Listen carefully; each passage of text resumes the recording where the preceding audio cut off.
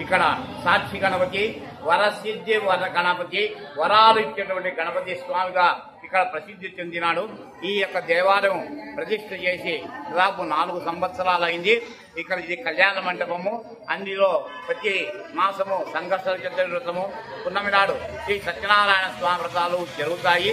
ఇప్పుడు ఈ రోజు మూలా నక్షత్రంలో సరస్వతి హోమము, గణపతి హోమము, రుద్ర హోమము, లక్ష్మీ హోమము అనేక హోమాలు భక్తుల ద్వారా చేయించడం జరిగింది.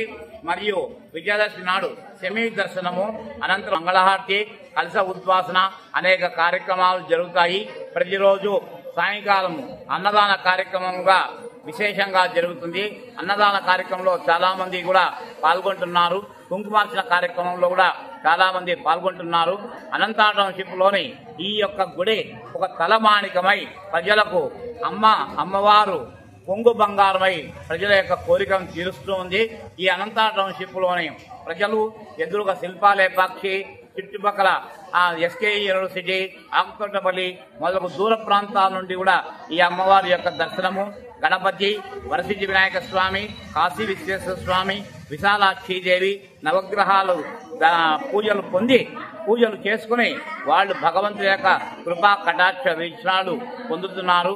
వీళ్లకు ఈ యొక్క గుడిలో నిత్యము పూజలు జరుగుతున్నాయి. మరియు భక్తాదులు విశేషంగా కూడా పాల్గొంటున్నారు.